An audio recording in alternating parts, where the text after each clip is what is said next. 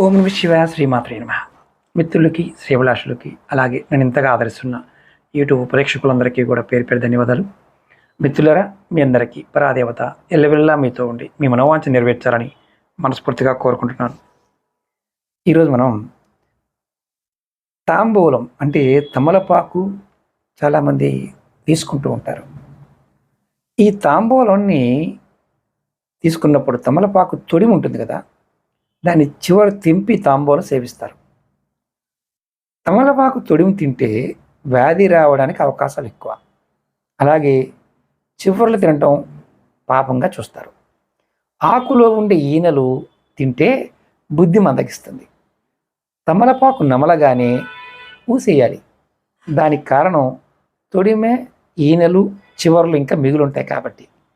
కొంచెం మామూలుగా నవిలిన తర్వాత రసం వస్తుంది. రసం ద్వారా బయటికి వదిలేయడం జరుగుతుంది.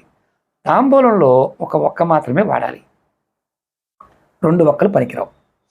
తాంబూలాన్ని ఎవరు వాడకూడదంటే గాయాలు ఉన్నవాళ్ళు, నోట్లో గాయాలు ఉన్నవారు, కంటి జబ్బులు ఉన్నవారు, అలాగే క్షయ ఇలాంటి వ్యాధులు ఉన్నవారు వేసుకోకూడదని శాస్త్రం చెప్తుంది. అలాగే తమలపాకు మీద సున్నం వాడతారు కదా, ఈ సున్నాన్ని ఏ వేలుతో వాడాలో కూడా శాస్త్రంలో చాలా వివరంగా ఉంది.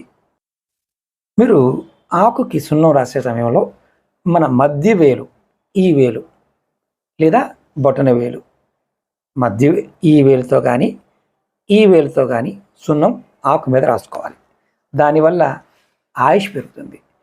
అలాగే ఈ 2 వేలు ద్వారా సున్నం రాయడం ఎవరు చేస్తారో వారికి మన గుండెకి సంబంధించిన నరాలు ఉత్తేజం కలిగి హృదయం తన పని తాను మరింత సులువుగా చేస్తుందని ఆయుర్వేదంలో చెప్తుంది. మీరు ఎవరైనా ఇలా తాంబూలం సేవించేవారు ఉంటే ఖచ్చితంగా కామెంట్ చేయండి. ఇది చాలామందికి తెలియదు. కొత్తగా మనం రోజు తాంబూలం తీసుకోవచ్చు అని అడిగేవారు ఉంటారు. ఎటువంటి ఇబ్బందులు లేకుండా మంచి సున్నం ఒక ఆకు మీద ప్రతిరోజు కూడా తీసుకోవచ్చు. ఎక్కువ వాడకూడదు, తక్కువ వాడాలి. ఇలాంటి సబ్జెక్ట్ మీద ఇంట్రెస్ట్ ఉన్నవారు ఖచ్చితంగా కామెంట్ చేయండి. అలాగే నెక్స్ట్ వీడియోలో స్నానం ఎంతసేపు చేయాలి అది కూడా మీకు వీడియో చేస్తాను. అలాగే మీకు ఈ వీడియో నచ్చినట్లయితే లైక్ చేసి 10 మంది మిత్రులకి షేర్ చేయండి.